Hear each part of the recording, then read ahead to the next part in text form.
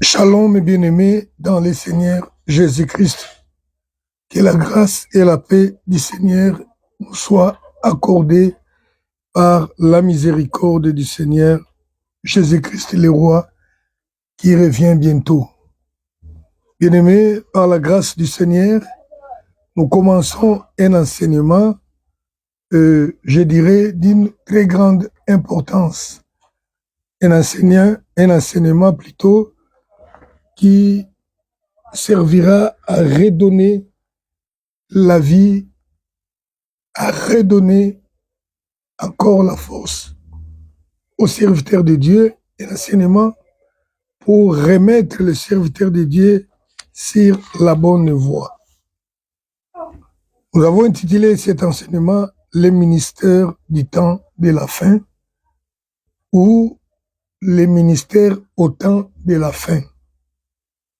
Nous pouvons aussi parler de la mission du second envoi, ou bien la mission et le ministère du second envoi. Alléluia. Le ministère du temps de la fin ou le ministère au temps de la fin. Nous étions en prière, bien-aimés, il y a quelques jours. Alors que nous prions, le Seigneur nous a fait connaître un état de choses qui m'a énormément choqué, qui doit également te choquer si tu aimes le Seigneur. Le Seigneur nous a parlé qu'il est en train, il a perdu énormément de serviteurs. Donc, il nous a donné une certaine proposition. Si par exemple, en 2018, le Seigneur avait 5000 vrais serviteurs à travers le monde, en 2024, ils sont restés 300 qui sont réellement fidèles, de vrais serviteurs. Alors, en regardant cette proportion de pertes, je me suis dit, avec cette allure, on risque de se retrouver un jour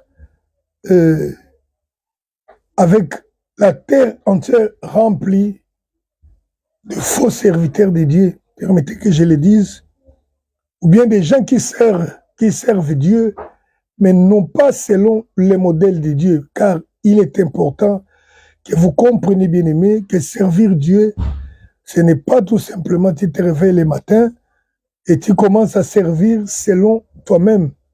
Servir Dieu, c'est pas selon les normes de Dieu. Oui, si quelqu'un veut servir Dieu, il doit le faire selon les normes établies par Dieu lui-même. Car la Bible dit ceci, aucun athlète ne sera couronné s'il n'a combattu selon les règles. Aucun serviteur ne sera couronné s'il n'a servi selon les règles. Malheureusement, beaucoup de gens ne tiennent pas compte de cela. C'est ainsi nous avons la multitude de serviteurs de Dieu, mais quand vous regardez, chacun fait ce qu'il veut. Ainsi donc, lorsque je dis que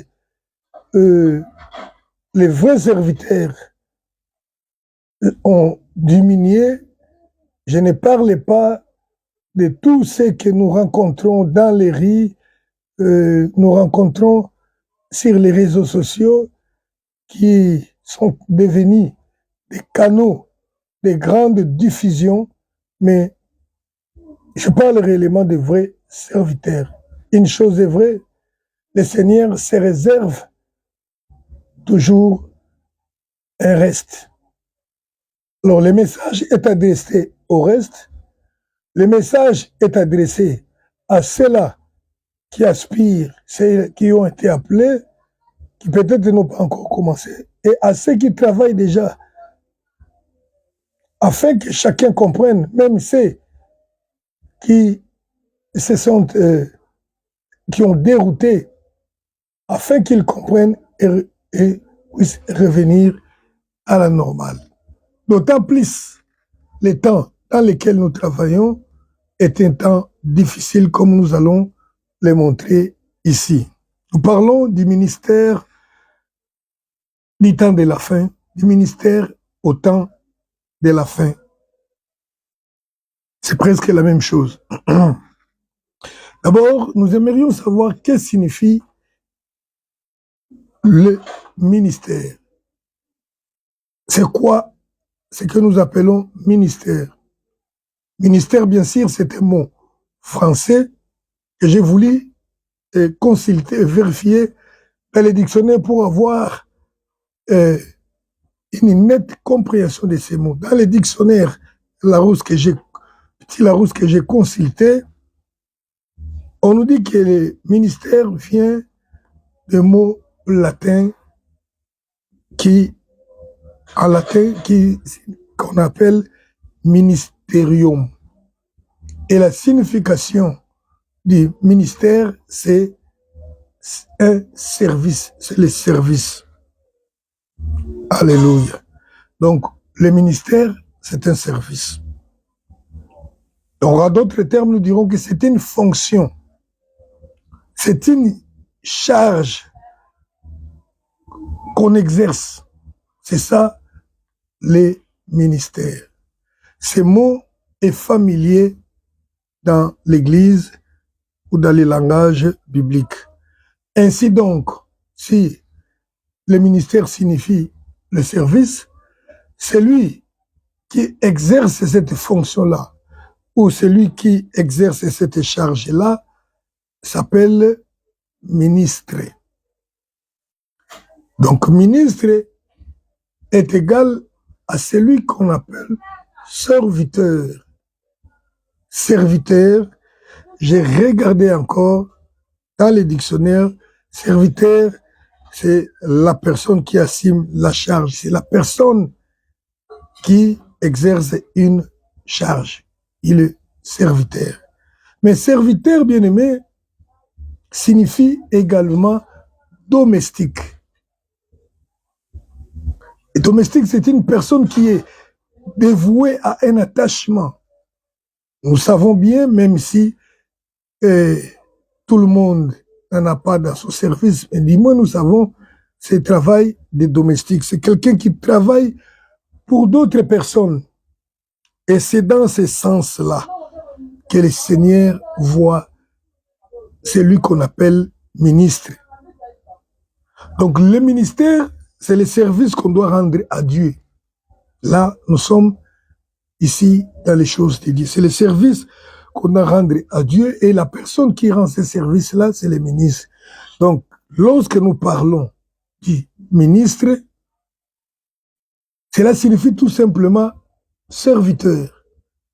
Généralement, aujourd'hui, à cause, je ne sais pas moi quoi, une erreur, vous regardez, vous organisez une conférence sur les badges de certaines personnes, on écrit ministre. Sur d'autres, on écrit serviteur. Et juste pour marginaliser la catégorie d'une certaine personne et aussi pour essayer de donner de la valeur aux uns au détriment des autres. Ministre, cela signifie serviteur. Alors, ainsi donc, dans ce que nous allons enseigner ici, nous parlons à tout le monde qui est appelé à servir Dieu. Tout le monde peut se dire ministre, même si tu ne prêches pas. Mais le temps que tu sers Dieu, tu es ministre de Dieu. Et nous savons d'ailleurs dans le monde que tous les ministères, selon les services qui se font, qui se fait au gouvernement, tous ne font pas le même service. Donc, il y a un ministre qui ne prêche pas, il est ministre. Donc, il est serviteur. Il sert peut-être à table comme les diacres. Alléluia. Donc, j'aimerais que nous parlions plus de serviteurs au lieu des ministres, pour que certaines personnes ne disent pas que cet enseignement ne nous concerne pas. C'est pour le pasteur, c'est pour les apôtres.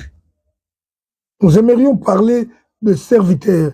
Donc, les serviteurs du temps de la fin ou les serviteurs au temps de la fin. Ça revient au même. Alléluia. Bien-aimés, pourquoi nous sommes tous concernés dans cet enseignement? D'abord, nous sommes concernés parce que dans l'église du Seigneur, aujourd'hui, dans l'église d'aujourd'hui, du moins, cette église qui est dans l'attente du Seigneur Jésus-Christ, tout le monde doit être serviteur. Je vous lis un passage de l'Écriture qui appuie ce que je suis en train de dire. 1 Thessaloniciens, chapitre 1er, versets 9 et 10. Je lis au nom du Seigneur Jésus-Christ.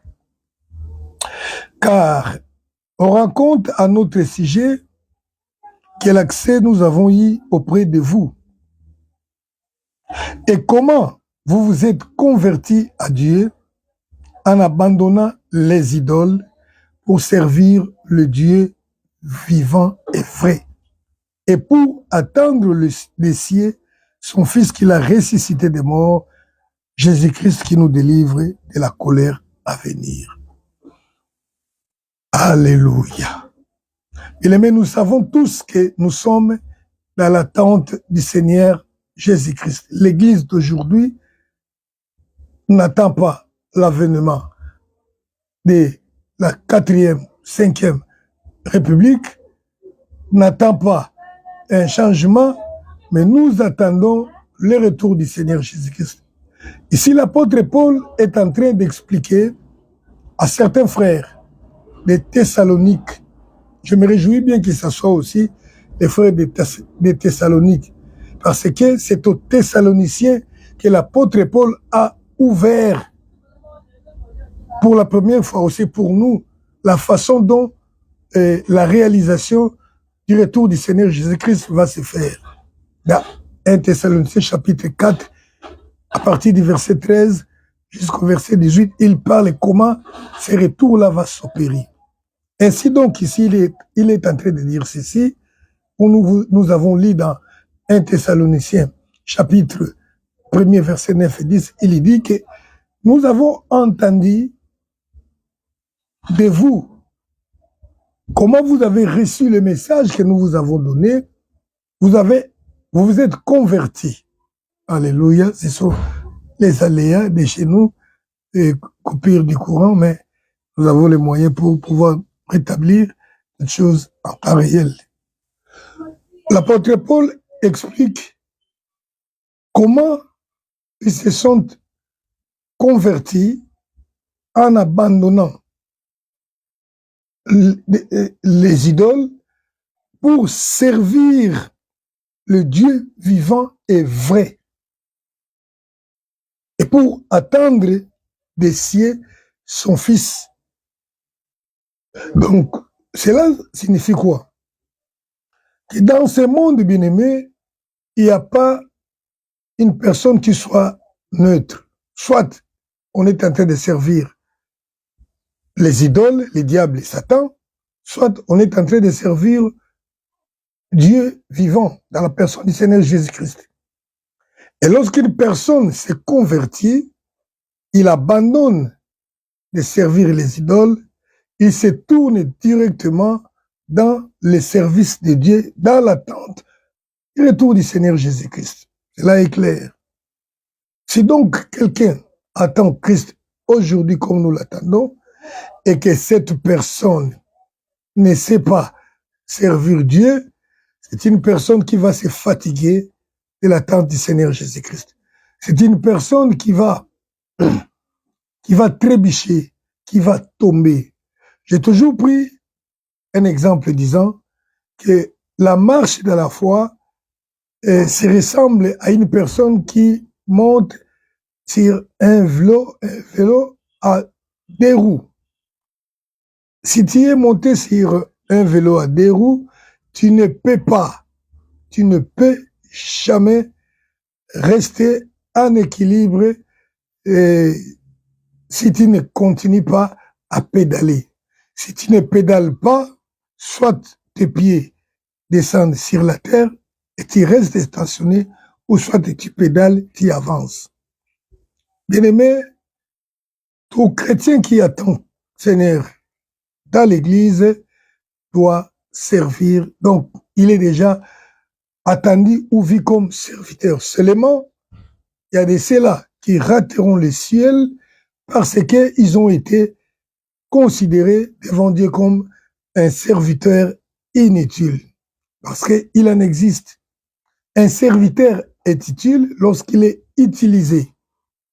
On est utile, bien-aimé, devant n'importe qui si on est utilisé.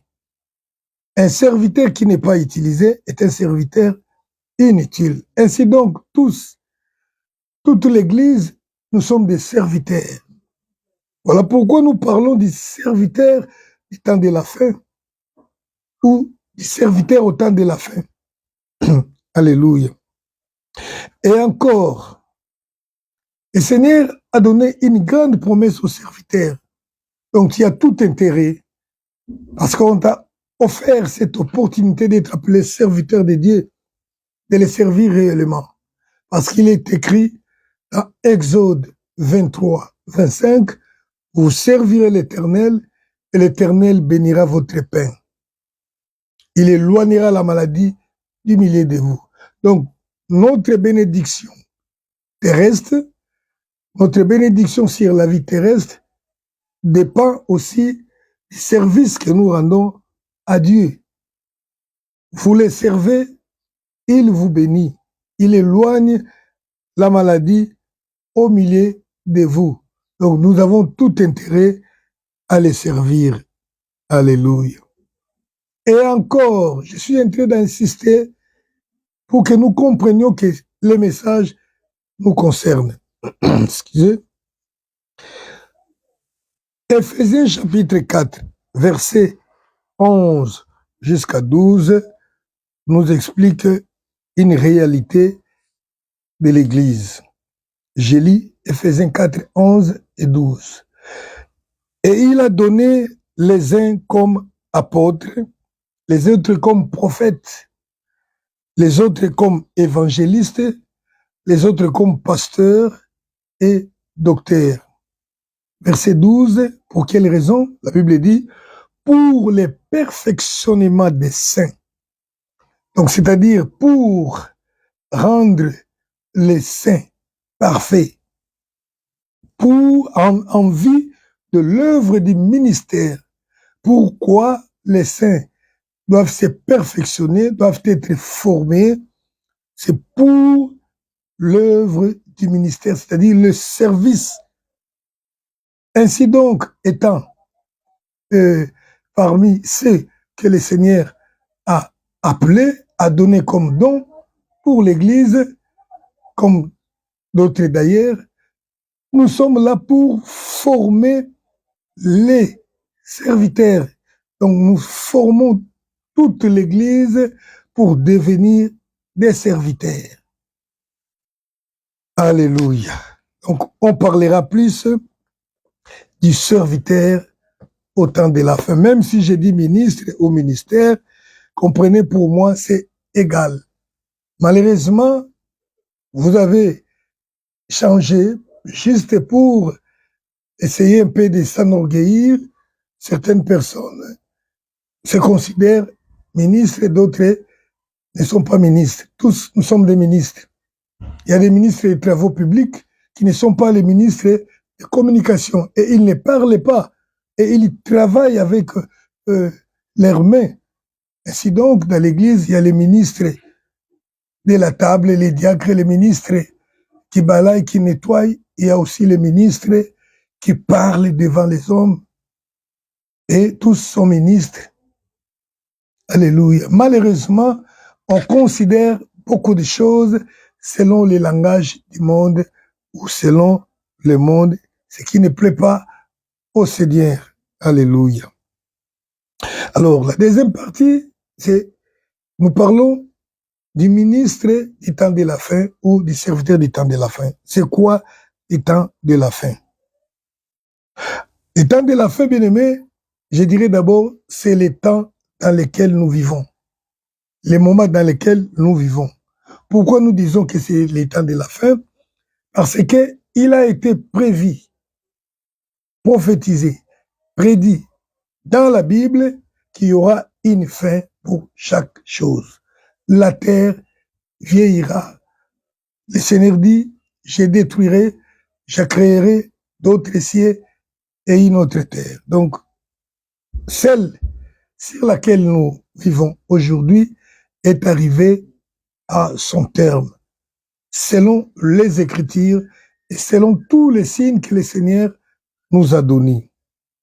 C'est le temps de la fin. Et j'aimerais encore que nous comprenions que ce temps de la fin, bien-aimé, a commencé depuis le retour, la venue, la première venue du Seigneur Jésus-Christ sur la terre. Christ est venu au temps de la fin. Et si nous pouvons donc calculer selon notre façon de calculer, c'est depuis 2000 ans que le temps de la fin a commencé. Mais aujourd'hui, nous arrivons réellement à la fin du temps de la fin. Alléluia. Donc, nous sommes arrivés à la fin. Au temps de la fin, vers le temps de la fin a commencé avec la première venue et la deuxième venue après la fin du monde. Or, nous sommes déjà en attente de la seconde venue. Alléluia. Donc, c'est le temps qui va aboutir à la fin de toutes choses. Alors, c'est temps, selon la Bible qui dit toujours la vérité, qui est la parole de Dieu, déclare que ce temps de la fin est un temps difficile. Un temps difficile, un temps particulièrement difficile. Nous lisons de Timothée, chapitre 3, verset 1 jusqu'à 5. Je lis rapidement. Sache que dans les derniers jours, il y aura des temps difficiles, car les hommes seront égoïstes, amis de l'argent, fanfarons, hautains, blasphèmes, rebelles à leurs parents, ingrats, irréligieux, insensibles, déloyaux, calomniateurs, intempérants, cruels, ennemis des gens de bien, très emportés, enflés d'orgueil, et ainsi de suite. Toute une litanie des choses mauvaises. Le temps de la fin, c'est un temps particulier et particulièrement mauvais. La Bible dit que ça sera un temps difficile. Les hommes seront égoïstes, méchants, cruels, tout. Et encore, on nous montre encore une autre spécification du temps de la fin. 1 Timothée chapitre 4, verset 1 jusqu'à 3.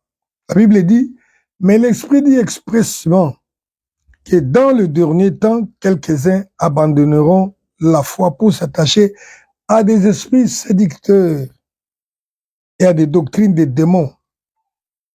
Alléluia. Et cela va se passer par l'hypocrisie, par les mensonges des faux docteurs. Encore un autre élément qui constitue les temps de la fin. On dit qu'en ces temps-là, les démons seront en action. Et qu'est-ce qu'ils feront? Ils vont arracher les hommes de la bonne route, de la bonne voie, de la foi de Dieu, pour les amener dans la perdition. Et cela va se faire au travers des faux enseignements qui seront donnés par des faux docteurs. Alléluia. Donc le temps de la fin est un temps particulier. La Bible parle, c'est un mauvais jour, temps difficile. Difficile non pas seulement pour des hommes, même la vie. Bien-aimés, vous ne cesserez jamais de comparer comment les années d'autrefois étaient meilleures que les années d'aujourd'hui. Malgré la technologie, la vie devenait de plus en plus difficile. Les gens mourront de faim malgré la technologie, mourront de soif, mourront de dépression, de beaucoup de choses, de stress, parce que la Bible déclare que c'est des temps difficiles. L'activité des démons en augmentation. Alléluia. Ainsi donc, un serviteur du temps de la fin ou au temps de la fin, c'est un serviteur qui vit dans un contexte difficile. Donc, le ministère qui s'exerce au temps de la fin, c'est un ministère particulièrement compliqué. Un ministère difficile. Pourquoi? Parce que le contexte dans lequel le ministère s'exerce, le contexte dans lequel l'Église vit, où les serviteurs vivent, est un contexte déjà difficile. Imaginez, vous vivez avec des gens qui sont des ingrats. L'ingratitude ne fait pas la joie dans le cœur. Vous vivez avec des personnes qui sont méchants, qui sont cruels, qui sont égoïstes, qui sont cupides. Vous n'aurez que des chocs, vous n'aurez que des blessures intérieures. Donc, c'est un ministère très compliqué. Voilà pourquoi nous allons parler, durant cet enseignement, des choses qui peuvent réveiller, qui vont remettre les gens sur la bonne voie, afin qu'ils ne travaillent pas en vain, mais que vous travaillez avec espoir d'obtenir la récompense auprès du Seigneur. Alléluia. Ainsi, dans cet enseignement, nous allons parler de la mission du second envoi. Il y a beaucoup de choses qui seront dites ici. Nous allons parler sur les ouvriers de la dernière heure. Nous allons parler sur la compréhension du ministère, qui est très important pour que la personne puisse exercer le ministère. Nous allons parler sur l'état d'esprit du ministre ou bien du ministère. Parce qu'il faut comprendre les statuts du ministre. C'est quoi? Il faut comprendre les job description. C'est-à-dire comprendre pourquoi on est là. Qu'est-ce qu'on doit faire? Qu'est-ce qu'on attend de nous? Nous allons parler de la gloire du second temple. Ainsi donc, bien-aimés, vous êtes invités à ne pas regarder seulement jusqu'à la 15e minute, de regarder jusqu'à la fin, et nous ferons de notre mieux pour expliquer les choses du Seigneur dans la simplicité comme on l'a toujours fait. Bien-aimés, n'hésitez pas de partager si vous travaillez avec nous, si vous travaillez avec le Seigneur. La Bible dit, celui qui n'est pas avec nous est contre nous. Celui qui n'amasse pas disperse. Partagez les messages, c'est le devoir qu'on vous donne, afin que grand nombre soient sauvés.